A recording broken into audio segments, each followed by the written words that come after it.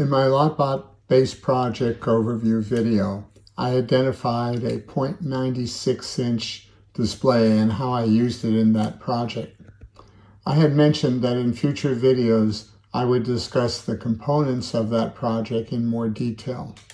In this video, I am going to discuss both the hardware and the software to interface a 0.96-inch yellow-blue display with a STM32, which is also called a blue pill.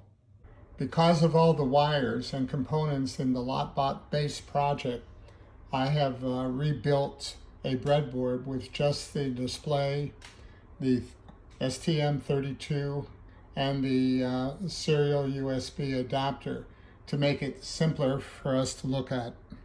In my previous video, the name is on the bottom of the display, I discussed how a sketch would come down through the cable from a Arduino IDE on another computer, Mac, PC, or Raspberry Pi, to the serial USB adapter, and then through the serial interface to the STM32 through the TX and RX pins on the serial USB adapter to the opposite pins on the STM32. So the TX over here would go to the RX over here, and the TX over here would go to the RX over here.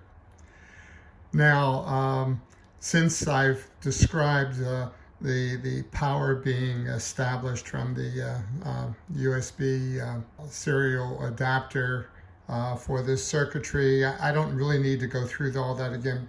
I've just given you the name of the other video so you can see a good explanation of all this.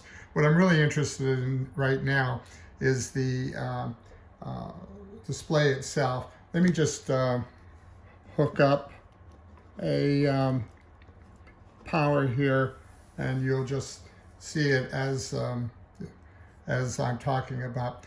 Now, the connection to the display from the STM32 is an I2C display. Now, the ground and the input voltage will be the same as was established for the micro SD card that I showed in the other display. The pins on the STM32 are the B6 and B7. B6 is the SCL and B7 is the SDA. This is the I2C interface. And over here, it's the same pins. The reason I spelled them out here is the 4 pins on the top of the display are in this order: ground, voltage, SCL, and SDA. So anyway, that's the wiring, and now I'll take a look at the demo that is actually running here. It's a sample demo. I need to just mention a couple of things. Well, right now what you see on the screen is just the template for an Arduino IDE sketch. What I need to do is go to the tools, pull it down, go to the board, go over to board manager, okay, and then make sure that you've selected the STM32, okay, and then now I've already installed the STM32, but this is the support for the board that we're using. Anyway, you would want to install this STM32. Okay, so I can close that, and then we can go to the examples, and we can go down to the Adafruit SSD 1306. And when I first did this, I didn't really realize that under my board, the STM32, which you can see right here, there was a entry for the sketches, test sketches that you can use for the STM32. And the list of sketches actually shows this one for the STM32.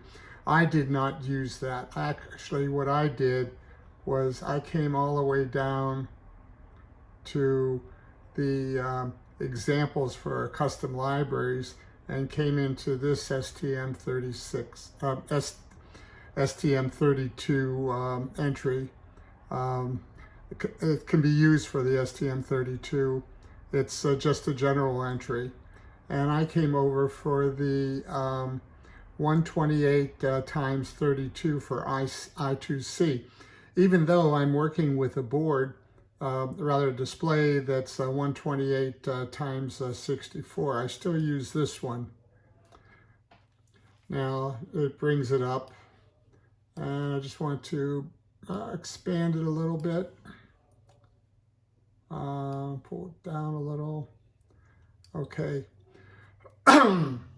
Now, the first thing you notice is that there's a big comment here that talks about, let me go back up there and pull this out a little bit.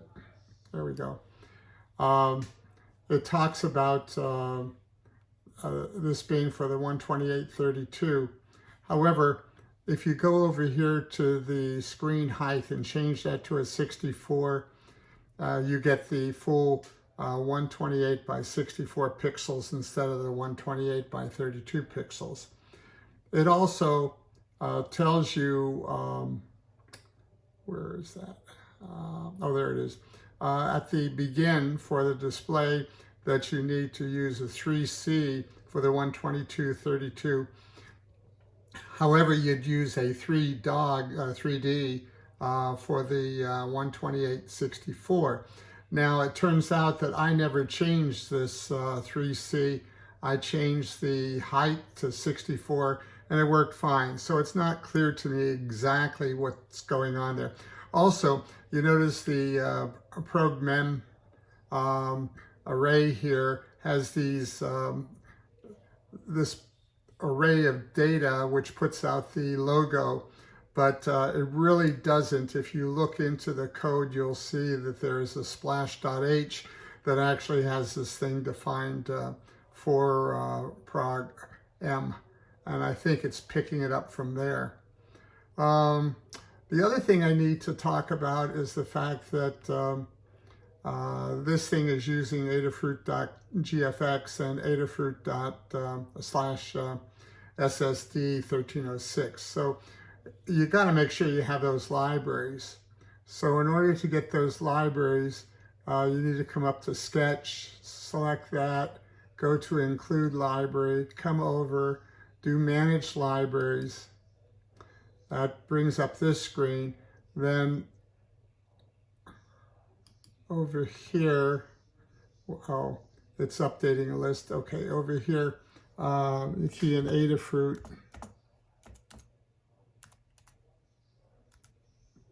And then dash SSD will be sufficient. And SSD 1306 is the library that you need for this entry, this include. And so you need to install this, but I've already installed it, so I don't need to do that. Then you also need to come over here and key in the GFX, and that'll bring up the GFX library. You need to install that, but I've already installed it, so I don't have to do that. So those are the two libraries you need.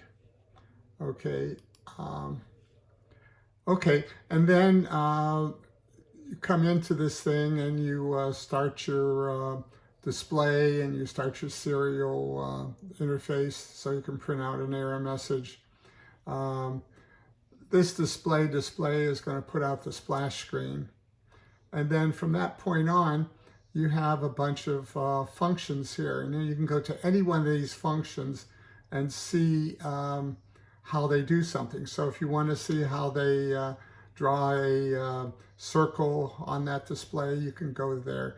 These are very small functions, and you can basically just go in there and look at any one of them. And this will fill a rectangle, so it defines a rectangle and then it fills it.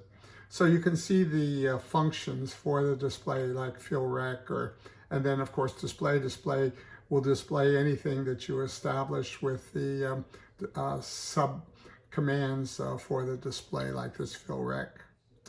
So I'm not going to really go into all these different functions here.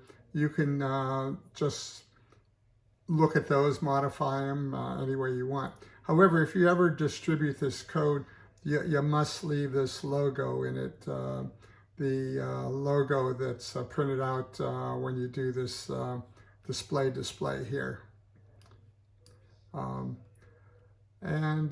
This is pretty self-evident. The only issue that I really found was you can use this for the 64 by 128 pixel screen just by changing this, even though it again it says you need to change this to 3D. Okay, and then again, if you go to the board itself in the examples, if